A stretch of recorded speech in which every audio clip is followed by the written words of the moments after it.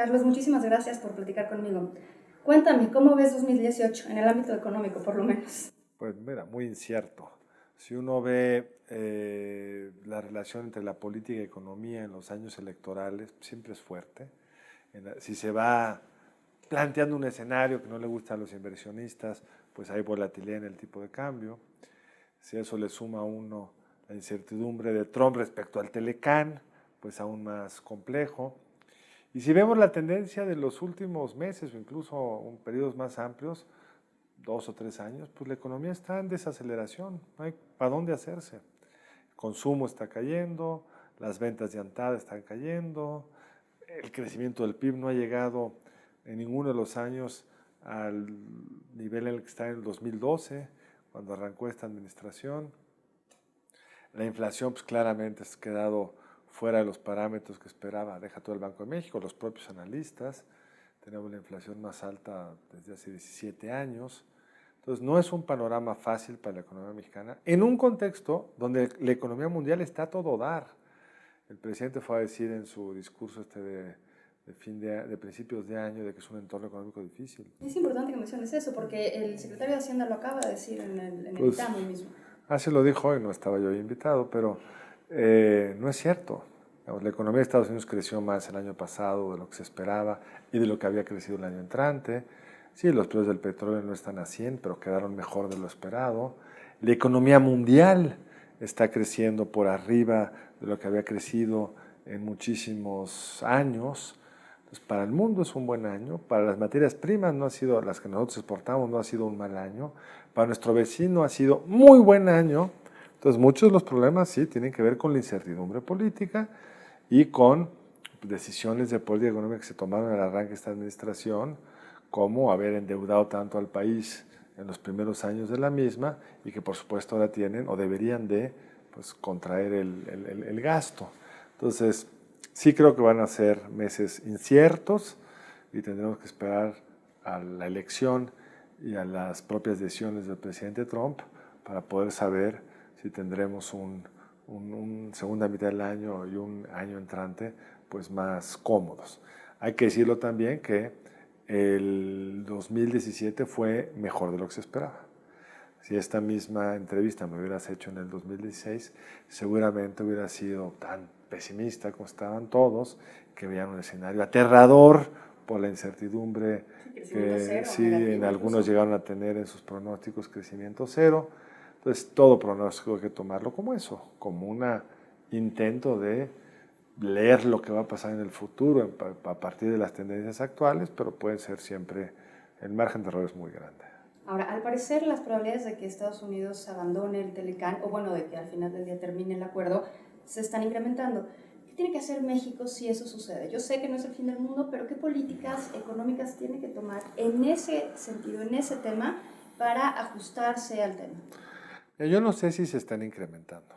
Hubo ayer una noticia de un vocero del gobierno canadiense, que luego el propio gobierno dijo que no lo ven así, el gobierno canadiense. Entonces, yo no compraría de entrada tu afirmación. Es decir, yo sigo pensando que el escenario más probable es que esto tome más tiempo de lo que nos habíamos imaginado, pero que no haya una ruptura. O sea, le asignas más probabilidad a que esto se mantenga a que haya una ruptura independientemente del tiempo. Exactamente. Hoy. Claro. En 6 meses, quién sabe. Hoy, con la información que tenemos hoy, y te lo voy a tratar de argumentar. El presidente Trump tuvo una gran victoria con la reforma fiscal, tiene menos necesidad de ir a venderle a su clientela cosas, la economía de Estados Unidos le está yendo a todo dar, los republicanos pues, le han estado explicando que para muchos de sus distritos es una mala decisión salirse del Telecán. Ayer, en el anuncio fallido, en el rumor de que se iba a salir, acabó afectada hasta la bolsa de Estados Unidos. Si bien es una promesa electoral, está cumpliendo muchas otras y siempre puede decir que estamos a punto de hacer una gran negociación y por eso no se ha salido. Yo creo que esto tiene que ver con una estrategia típica de Trump de generar más presión al arranque el arranque este año, al reinicio de las negociaciones en Montreal el 20 de este mes y después vendrá la que probablemente será la sesión más importante en marzo, en las pláticas de la renovación del Telecán. Ahora bien, Trump es Trump. Entonces puede haber un momento que algo le dicen, algo oye, algo cree que le va a ser útil desde el punto de vista electoral y haga un poco lo que hizo con la decisión de Estados Unidos de trasladar la embajada a Jerusalén, que es un gran shock político, algo que todo el establishment le dijo que no debía hacer. Cuando uno ve la letra chiquita, no se van a mover a Jerusalén, es decir, es un anuncio de algo que podría pasar en el futuro. Entonces, incluso en el escenario donde dijeran me voy, habrá que ver si el me voy es irse. Pero esa no fue tu pregunta, realmente. No. Tu pregunta fue otra. Tu pregunta es qué debería estar haciendo el gobierno mexicano para un eventual... O México, no solo el gobierno mexicano, también las empresas. Creo que tienes razón, México y las empresas. Desgraciadamente, en la incertidumbre lo que hacen las empresas es esperar, porque en la incertidumbre pues no sabes si tal o cual inversión es la más razonable. Hubo además una reforma fiscal en Estados Unidos que cambia pues, algunos de los parámetros de competitividad entre ambos países. Entonces, lo razonable, si tú fueras la tesorera de una empresa, pues, ¿qué harías? Pues algunas decisiones no las tomarías. Por eso dije el gobierno, porque el que debe de ser capaz de pensar como en la comunidad en su conjunto, de anticipar medidas, etcétera, es el gobierno. ¿Qué puede hacer el gobierno? Primero, pues tiene un reto enorme, que es que está en medio de una elección. Y en medio de las elecciones hay muchas cosas que a lo mejor se tendrían que hacer, que no se pueden hacer. Digamos, idealmente deberíamos de tener una posición fiscal más sólida. Eso implica gastar menos o subir impuestos. Eso no suele suceder en las elecciones. Hoy los precios de la gasolina no son los que deberían de ser de acuerdo a las reglas del gobierno, que está haciendo algo porque los precios de la gasolina subieron en Estados Unidos, el dólar está más caro, el precio de los combustibles en México, de acuerdo a la fórmula existente, tendría que ser mayor, pero como no quieren otro gasolinazo y que le recuerden que Mid hizo el gasolinazo el año pasado, pues entonces ¿qué hicieron? Subsidiaron la tasa impositiva para amortiguar estas presiones de alza de los precios de los combustibles. Está bien, políticamente tiene todo el sentido del mundo. Desde el punto de vista del balance de las finanzas públicas, pues las deja un poco más frágiles. Y en un entorno de inestabilidad, pues quieres finanzas frágiles, finanzas públicas sólidas, no frágiles. Entonces, es un tema que, dentro de todo, hubo un mejor manejo fiscal en el año pasado que en cualquiera de los años previos. Han dejado de crecer la deuda pública. Entonces, ahí hay un cierto espacio que han ganado, pero deberán de ganar uno mayor. ¿Querrías un gobierno siendo capaz de pues, compensar los elementos que hacen poco atractivo invertir o venir a visitar a México? Es que la inseguridad. Pero no, está la inseguridad desatada. Ayer el gobierno celebró como si hubiera ido un héroe nacional la renuncia del secretario de Gobernación, cuando se tendría que haber ido hace 2 años y tendría que estar disculpándose por la situación en la que se encuentra la seguridad en México. Entonces, un gobierno medio autista que se cree o parece que se cree sus propias mentiras, pero no, estamos en una situación de seguridad pública horrenda que está teniendo un costo económico difícil de medir. A lo mejor usted ya lo midió en México cómo vamos, pero muy difícil de medir, pero que no es trivial. Hoy salió este anuncio del gobierno de Estados Unidos que hay ciertos estados en México que tienen el nivel de inseguridad que tiene ir a visitar a Siria. Estamos hablando de 3 estados gobernados por el PRI, Colima, Guerrero y Tamaulipas, Colima, Guerrero y Sinaloa, uno gobernado por el PAN, Tamaulipas, y uno gobernado por el PRD, Michoacán. Entonces, bueno, todo eso no es el país que tú querrías para poder confrontar los riesgos de una salida del Telecán. Tendríamos que estar pues, profundizando con mayor celeridad los tratados de libre comercio con Europa, uno con Australia, con Argentina y Brasil. Los tiempos electorales tampoco hacen fácil algunas decisiones que vienen asociadas a estos. Tendríamos que tener pues, un programa de infraestructura, en fin, todas las cosas que una economía tendría que estar haciendo para ser más competitivas y compensar el riesgo de una posible salida del Telecán, pues muchas no lo estamos haciendo. Tenemos que tener un gobierno más eficaz. No puedo decir que es un gobierno muy eficaz.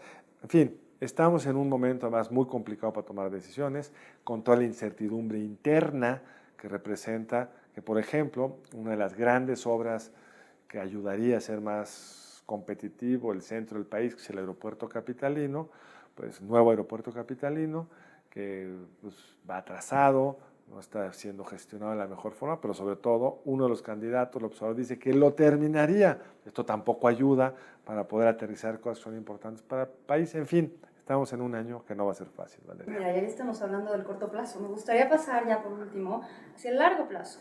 El largo plazo son 2 semanas, ¿no? No. ¿Qué es el largo plazo para ti? Pues más de un año. Más De de un año. perdida más de un año. Ok. Y sabes que también ver más allá de una administración, porque si vemos a lo largo del tiempo, pues simplemente no logramos crecer, ¿no? De repente estamos creciendo al 2,5% y nos dicen que es un crecimiento maravilloso. Entonces, cuando yo oigo hablar de que el PIB potencial, el estimado crecimiento del PIB potencial es 2,5%, pienso que no es suficiente para una economía como la mexicana que el PIB potencial sea 2,5%. Me gustaría saber qué tenemos que hacer para finalmente crecer. Quizá hay que explicar qué es esto del PIB potencial. El PIB potencial es una medida teórica de dado los factores de producción existentes en México, dadas las tasas históricas de ahorro de inversión en México, hasta cuánto podemos crecer, que es 2,5. Y por supuesto es un crecimiento mediocre. Es un crecimiento pues, que no nos permitiría, aunque si lo lográramos, cerrar la brecha con Estados Unidos, que crece pues, más o menos en promedio eso. Entonces, por supuesto, tenemos que ser capaces de elevar ese PIB potencial. Las reformas que tú y yo defendimos supuestamente iban a elevar ese potencial. Yo también, pero supuestamente iban a elevar ese PIB potencial. Si tú recuerdas las gráficas de los criterios generales de política económica a principios de esta administración, decían, sin reformas estaremos creciendo lo que crecemos, con reformas estaremos creciendo, no recuerdo cuánto, pero por ahí de 4%, ¿no? Y yo creo que las reformas fueron buenas. El problema es que un gobierno con tantos problemas de corrupción, pues tiene muy poca capacidad para generar la certidumbre, para aterrizar bien todas estas reformas. Ahora, este gobierno, a pesar de ello, ha aterrizado bien algunas reformas. Las asignaciones petroleras, por ejemplo, los yacimientos petroleros que ha hecho la Comisión Nacional de Hidrocarburos y la propia Secretaría de Energía, han estado muy bien hechas. Y ojalá que la incertidumbre, y están pensadas como a ti te gustan, no en el año entrante, sino en un verdadero largo plazo. Son proyectos de inversión de más de 5 años.